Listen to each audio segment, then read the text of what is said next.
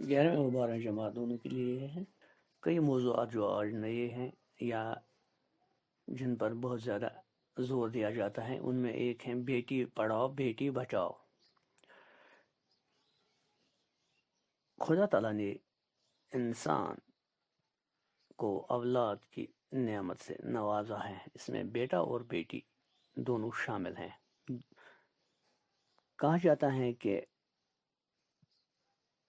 بیٹا اگر آنکھ کا نور ہے تو بیٹی دل کا سرور ہے۔ بیٹی کو تعلیم دینا انتہائی اہمیت رکھتا ہے۔ ایک بیٹی کو تعلیم دینا گویا پورے خاندان کو تعلیم دینے کے مترادف ہے۔ ایک پڑھی لکھی بیٹی اپنی زندگی میں بہتر فیصلے کر سکتی ہے اور ہر طرح کے استحصال سے اپنے آپ کو بچا سکتی ہے۔ پڑھ لکھ کر اسے اپنے پاؤں پر کھڑا ہونے کے زیادہ مواقع میسر آتے ہیں اور اس طرح اس کی زندگی عزت اور وقار کے ساتھ گزر سکتی ہے۔ حدیث شریف میں آیا ہے کہ طلب العلم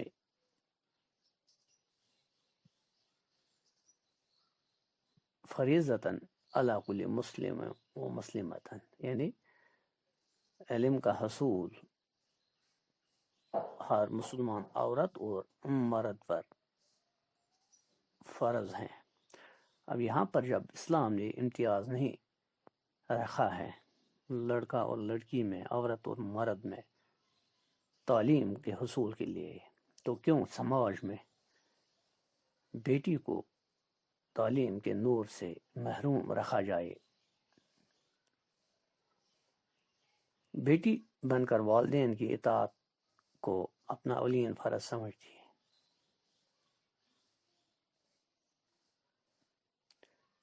خاندان کی لاج اور سماج کی عزت بھی رکھتی ہیں۔ شریک زندگی بن کر اپنے فرائض خوشی اور ہمت و استقلال سے پوری طرح ادا کرتی ہے۔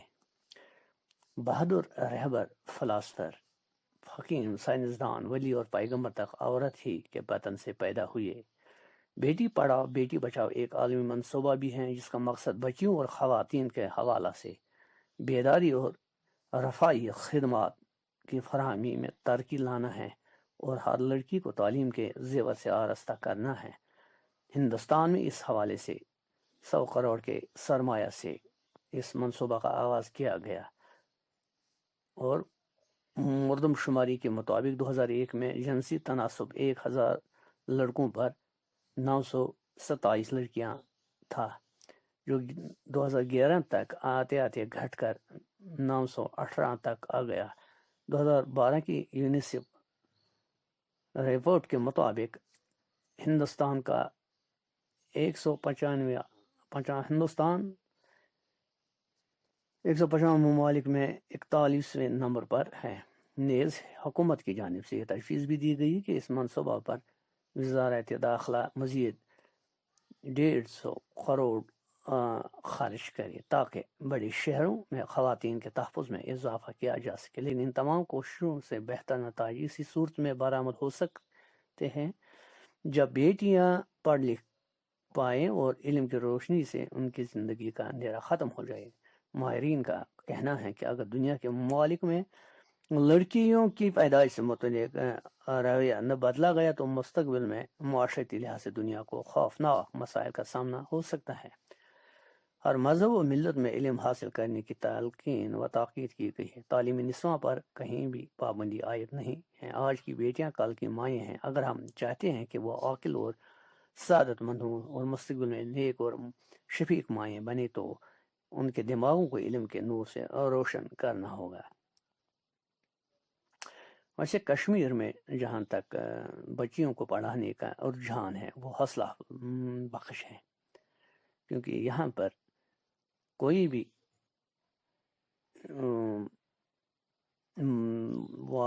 والدین یا ماں باپ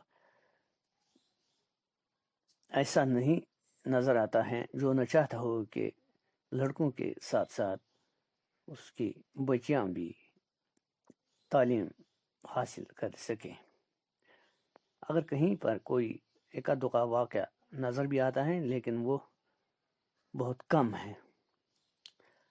تو اس طرح سے کشمیر میں لڑکیوں کا مستقبل لڑکوں کی طرح روشن ہے۔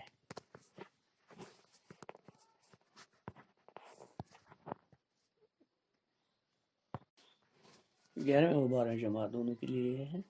کئی موضوعات جو آج نئے ہیں یا جن پر بہت زیادہ زور دیا جاتا ہے، ان میں ایک ہے بیٹی پڑھاؤ بیٹی بچاؤ۔ خدا تعالیٰ نے انسان کو اولاد کی نعمت سے نوازا ہے، اس میں بیٹا اور بیٹی دونوں شامل ہیں۔ کہا جاتا ہے کہ بیٹا اگر آنکھ کا نور ہے تو بیٹی دل کا سرور ہے۔ بیٹی کو تعلیم دینا انتہائی اہمیت رکھتا ہے۔ ایک بیٹی کو تعلیم دینا گویا پورے خاندان کو تعلیم دینے کے مترادف ہے۔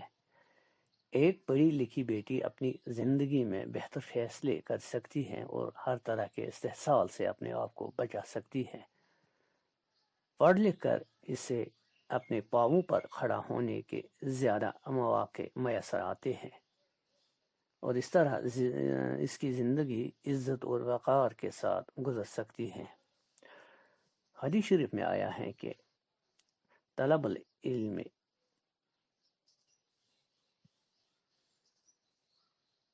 فریضتاً علی کل مسلم و مسلمتاً، یعنی علم کا حصول ہر مسلمان عورت اور مرد پر فرض ہے۔ اب یہاں پر جب اسلام نے امتیاز نہیں رکھا ہے لڑکا اور لڑکی میں، عورت اور مرد میں تعلیم کے حصول کے لیے، تو کیوں سماج میں بیٹی کو تعلیم کے نور سے محروم